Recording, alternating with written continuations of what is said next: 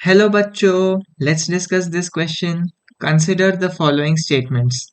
Phloem transports the food usually from the leaves to other parts of the plant. Second statement है phloem in angiosperm is composed of sieve tube elements, companion cells, phloem parenchyma and phloem fibers. हमें correct option choose करना है। यहाँ पर हमें चार option दिए गए हैं। इस क्वेश्चन को सॉल्व करने का की कॉन्सेप्ट है फ्लोएम के रोल्स को समझना और उसके कॉम्पोजिशन को समझना। जो पहली चीज है, हमें पता है कि फ्लोएम हमेशा बाई डायरेक्शनल या मल्टी डायरेक्शनल ट्रांसपोर्ट करवाता है। पहला जो डायरेक्शन है वो है लीव्स टू अदर पार्ट्स। ये यूजुअली फोटोसिंथेट्स या फोटोसिंथेसिस के प्रोडक्ट्स होते हैं और ये हमें यूजुअली दिखता है। दूसरा जो डायरेक्शन है वो है अदर पार्ट से लीव्स की ओर या बड्स फ्लावर्स की ओर। ये होते हैं हमारे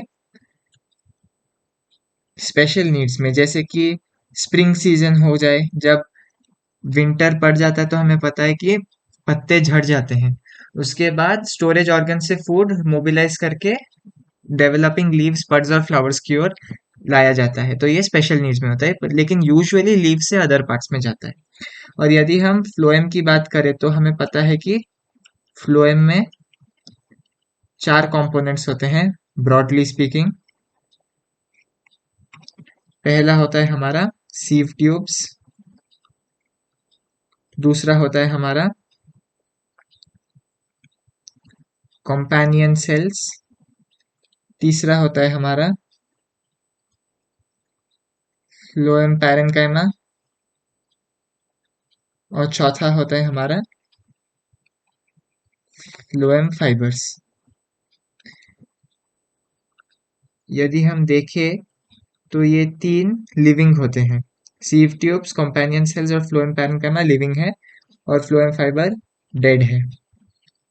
इसीलिए फ्लोएम ज्यादा मैकेनिकल सपोर्ट नहीं देता, नॉट मच मैकेनिकल सपोर्ट।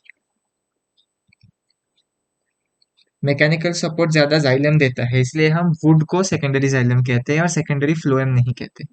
चलिए, फर्स्ट स्टेटमेंट कहता है phloem transports the food materials usually, ये टर्म इंपॉर्टेंट है, from the leaves to other parts of the plant. ये सही स्टेटमेंट है। यदि अगर यहाँ लिखा होता कि phloem transports food materials always from leaves to other parts of the plant, वो गलत होता।